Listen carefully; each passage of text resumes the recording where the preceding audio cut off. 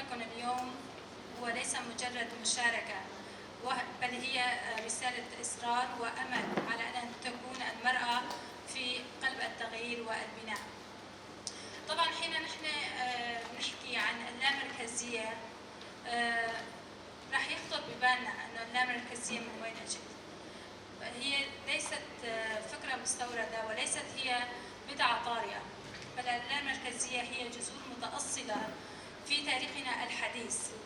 فمنذ ما بعد الحرب العالمية الأولى وانهيار الإمبراطورية العثمانية برزت اللامركزية ولأول مرة في سوريا في فترة الانتداب الفرنسي.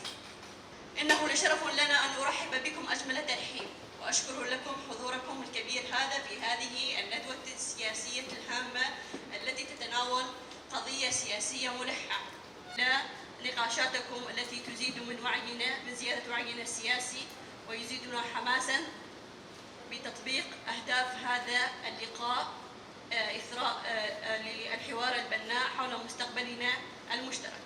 موضوعنا اليوم وهو موضوع ساعة وموضوع كل يوم، الموضوع الذي أشغل الشعب السوري والشارع السوري، الموضوع الذي أثار الكثير من التساؤلات والخلافات. إننا كما نعلم جميعا نعيش أحداثا تاريخية أمام منعطف تاريخي في سجل سوريا، ومصيرنا متعلق إلى حد كبير بكيفية التعامل مع هذه القضية الشائكة وكيفية العمل على إعادة بناء سوريا سليمة ديمقراطية على ديمقراطية، محاولين الاستفادة من تجربة مريرة ونحاول الخروج منها. سوريا الجديدة عبر اللامركزية راح يتمكن في عدة مجالات، منها السياسية والاقتصادية والاجتماعية والثقافية الخدمية.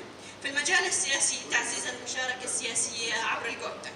المجال الاقتصادي دعم المشاريع الصغيرة والمتوسطة التي تقودها النساء على المستوى المحلي. مصفات، نحن بمنطقة النفط ما كان عندنا مصفات. المصفات عملوها في اسبانيا، سوبي حمص. معامل مثلا نحن بلد القمح ما عندنا معمل للمعجنات او للمواد الغذائيه. نخرج من النطاق النظري. احنا امام تحديات كثير كبيره، وموضوع اللامركزيه ليس بموضوع سهل. انه خلاص هذول نعرف كلياتنا ايجابيات اللامركزيه. لو نحن بنرجع لكل الدول كيف عاشت حتى بالجذور التاريخيه لموضوع اللامركزيه بمنطقه الشرق الاوسط قبل تاسيس الدول القوميه، كانت كل العشائر والقبائل بهذا الشكل عم يديروا امورهم الخاصه بمنطقتهم الجغرافيه. يعني هذا الشيء مو انه غريب عن طبيعه الشعوب اللي عاشت بمنطقه الشرق الاوسط، بما انه هاي المنطقه معروفه بتنوعها الثقافي. مشان هيك يعني هالمواضيع بظن لازم نتعمق بشكل اكبر حتى بانواع اللامركزيه، نماذج اللامركزيه. ملامح وذكر التحديات لا نتطرق ونتعمق بدور المرأة في بناء اللامركزيه لسوريا المستقبل.